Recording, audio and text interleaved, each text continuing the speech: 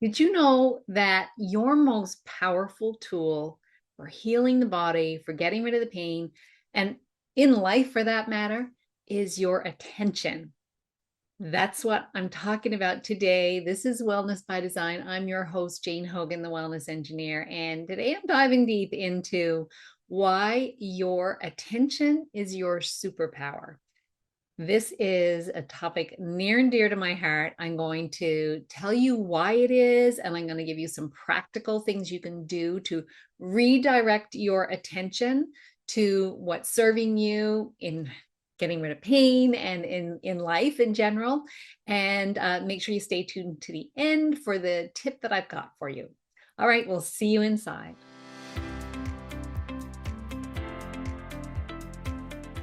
Hello, and welcome to Wellness by Design. So, I'm hearing a lot from my clients and people in my community these days about people are struggling. People are struggling with a lot of the discord in the world right now. And it's affecting their day-to-day lives, it's affecting their relationships. And when it comes down to it, it's affecting their health, can even be increasing their pain. And so in the discussions I've been having with some of my clients and my students, I'm talking about what are you paying attention to? Being careful about what are you letting into your space, your headspace, and just being very selective about that, but also noticing your thoughts. What are you focusing on? Because whatever we focus on can grow. That's, and I'll talk about that in a minute too. So what I want to do ultimately is give you some tips to help you, first of all, lower pain, but also it comes back to regulating the nervous system. So tips to help you regulate your nervous system so that your body can heal, but also you just feel less stressed. You feel better when your nervous system is regulated. You sleep better. You don't get sick as much because your immune system is working better. Your digestion works better. Everything works better. So let's do that because we all need this, right? We all need this right now. And I get it. I have found myself also being agitated by the news. And I'm not even a big news follower, but I find that I'm tuning in more than I usually do. And so I've noticed in myself that that's creating a little bit of, anxiety within me. And so this is something I have to come back to as well. And remember, I got to come back to my superpower, and my attention is my superpower. So we're going to cover three topics today. First, we're going to talk about why what you focus on grows. Then we're going to talk about how your thoughts can either support nervous system regulation or dysregulation, why that happens. And then we're going to talk about why you are in charge of your thoughts. And I got some practical stuff for you as well. So let's get started. First of all, what you focus on grows. So from what we know from the science, we have what's called in our brain a reticular activating system, RAS. The brain is constantly filtering out information that's coming in. So how does it do it? It looks at what has caught your attention before and what you've been thinking about, and it starts to pay attention to those things. So, for example, have you ever noticed if you've been shopping for a vehicle and you want a red vehicle, all of a sudden you notice red vehicles everywhere because that's what you've been paying attention to. Same with pain. If you've been paying attention to your pain, then your brain will pay attention to that pain more, especially if you've had fear around it.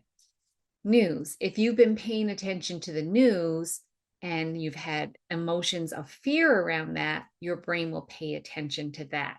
So it will filter out what you notice based on what you've been paying attention to in the past. That's the reticular activating system. Now we can also get a little meta with this as well. And what do I mean by that? We can look at it from a quantum physics perspective. Now, we don't have to be quantum physicists, and I certainly am not.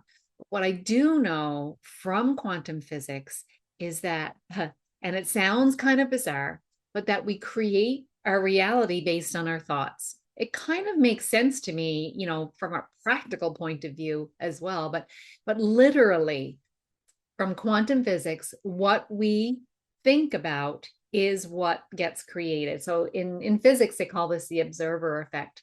So everything is energy until the observer observes it, and the observer has an expectation about what they're observing.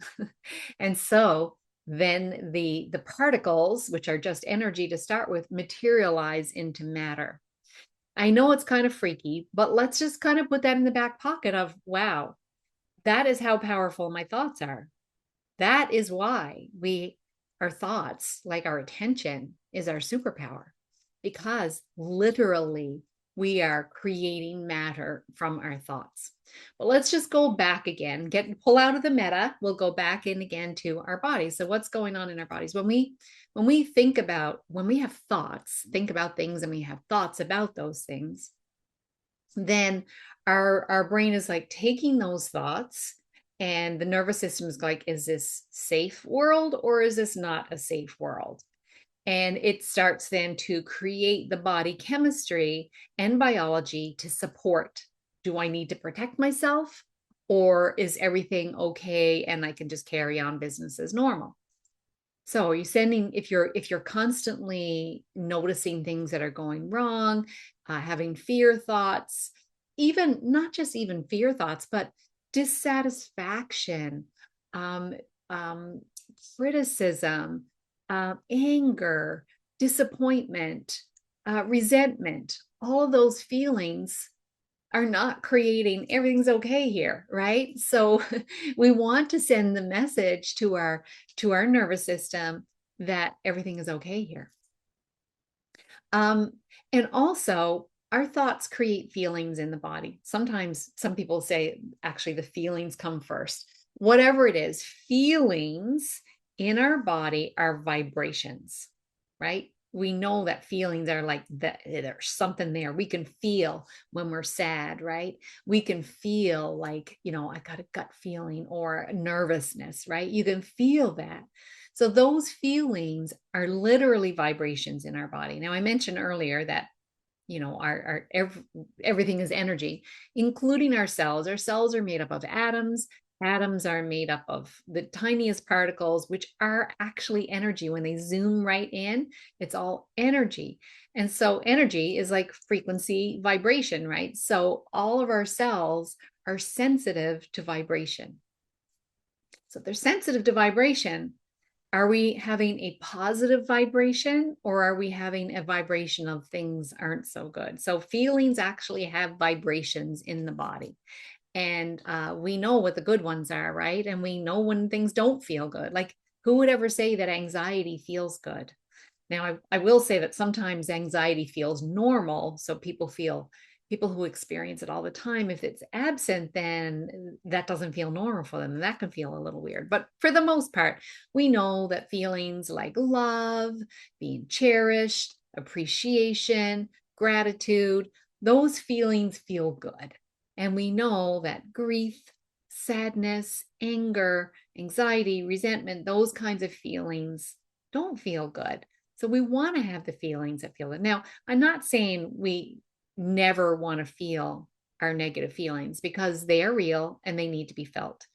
I'm talking about not dwelling on them all the time. Having a little period of time, perhaps each day, where you journal or do something to experience those negative feelings so that you can like literally experience them and let them go. Most feelings will dissipate after about a minute to 90 seconds. So 60 to 90 seconds. If you just like sit in them for a moment, notice them, they tend to dissipate.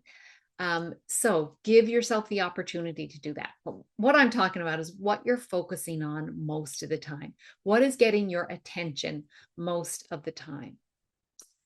Okay, so when you think about this attention, notice that, like, if you focus on something that, you know, is kind of got your attention and is not feeling good lately, notice in your body, like just tune into your body rather than your thoughts about it. Tune into your body and how you're feeling about that. And then notice something different. So notice something neutral. If you think about something neutral, do you notice that anywhere in your body? And then switch over to something that feels really good. So perhaps you think about someone that you love or a memory that brings you a lot of happiness. So think about that and notice, where do you feel that in your body? I can already feel that coming up to my heart for me. And I could feel when I thought about the negative thing earlier, thinking about the news, I could feel that lower down in my belly. It doesn't have to be in those places for you. The point of this exercise is for you to tune in to your body. We're so much in our heads, and we tend to have stories rolling around in our heads. So instead of that, get into your body and just notice how you're feeling, because those feelings are what our cells are being bathed in. And if it's not a good feeling, then our cells are going to put up protection. Protection can be all kinds of things. Protection can be pain. Protection can be, I don't have time to digest right now because I might have to, protect and fight and flee. It might mean not sleeping well because, again, the hormones for sleep, that's not a priority if the body thinks it's got to protect itself. So this is the key, right? This is the key to trying to create that environment of by noticing what we're focusing on, and for the most part focus on the things that support you. So let's dive into the nervous system, and I kind of been talking about this already a little bit about how our thoughts can send different messages to our nervous system. So the nervous system can be getting the message of things aren't great. It shifts into the sympathetic state. That's the fight, flight, freeze, fawn response. And or things can be going well and it shifts into the relaxation response called the parasympathetic. And that's the rest, digest, repair. That should be our normal state. So notice what your thoughts are, even your thoughts about perhaps pain if you're experiencing pain. So thoughts like, I'll never get better. What do you think that's doing to our nervous system? Or I'm so sick and tired of this pain. Or why me? I don't deserve this. Why has this pain been with me for so long? I mean, I'm even feeling it in my body now and it just doesn't feel good. So notice what you're thinking. And you know what? Like, I'm not saying stop thinking these things. If you are in pain, you have a right to think about whatever you want to think about. But if you want to support your body's healing, then those thoughts aren't supportive. Okay, those thoughts aren't supportive. So we have to look forward. We can't think about where we are now. We've got to think more forward than that. We got to give our attention to what we want to create, not where we are now. Right? Remember, I talked about that reticular activating system is paying attention to what we've been paying attention to. So what we want to pay attention to is what I use a lot, and is our healed self. Like what, and not even thinking about like, I'm got to be healed. It's like, what would I do? What do I want to do? So for me, for a lot of times, that was like climbing Grossmorn Mountain. And then recently it's been running a 15-kilometer trail run. Whatever it is. Now I'm also thinking I want to do like, push-ups and get strong in my arms. So I'm imagining like doing that flexed arm hang. Whatever it is for you. Maybe it's going for a walk. Maybe it's playing with grandchildren. Maybe it's getting down on the floor and being able to play with your grandchildren, or holding your toddler grandchild or child, whatever it is. But it's that thing that would bring you a lot of joy. That's what you want to focus on, not where you are right now. So you focus on that. You're giving your superpower attention to it. And you're also noticing when you think about these things, they feel good, right? And so when you feel good, that's sending a different message to our cells. It's sending a different message to our nervous system. The nervous system goes, oh, wow, things are good out there. Because it can't really tell when we think about these thoughts, it can't really tell if it's a real, like that we're seeing it through our eyes or versus made up in our head. Sometimes I get the question though, what if you can't visualize? So I would keep practicing, but in the meantime, maybe you can find a picture. Maybe you can find a picture of someone doing what you want to do. And you could just post that picture up. Maybe like I love vision boards, not that you have to do a vision board, but you could. But just at least have a picture, have something so that you're training your mind on that thing. For the longest time, I haven't done a TED Talk yet, but for a while, I had that as one of my goals. And it's still a goal, long-term goal. So I've got a picture of a TEDx stage, and then I cut out a picture of me and I put it on that stage. So like I'm looking at it over there right now. One of these days, I know that's going to happen. And I know it because I'm picturing it. I can see it right there. Now, I haven't been giving it a whole lot of attention lately, but I know that when the time comes, it's because I'm writing my book right now. So I got my attention on my book. But when it does come time to do a TED Talk, you can be sure that I'm going to be focusing on that. Okay, so let's talk about a 3-step process to help you redirect your attention. Okay, so the 3-step process, first of all, you have to notice your thoughts. So you have to be aware of what you're thinking. You just have to notice. You have to like, oh, what am I thinking right now? Maybe you want to have like, you could even put little reminders in your phone or do something that's going to prompt you to go, what am I thinking right now? So that you're noticing several times a day what your thoughts are. So notice the thought and then create a little pause. So just breathe. So we want to create a space rather than reacting to the thought. And then we want to choose a new thought, an empowering new thought, a superpower kind of thought, right? So what could be a way for you to do this? So let's just do this together. So right now, notice if you've had a negative thought. So maybe it's just like this pain's not going away, for example, but you may pick something else. All right, notice that thought. And now breathe. So let's just breathe in and out a few times, noticing your breath. And this alone will begin to calm you. And now choose a new thought. So you might choose a thought like something that you'd love to do, for example. So I'm thinking about it right now. You may notice, like me, that you're smiling as you do this. So that's it. It's awareness. You notice it, you pause, and then you choose a new thought. Okay, 3 steps. So easy.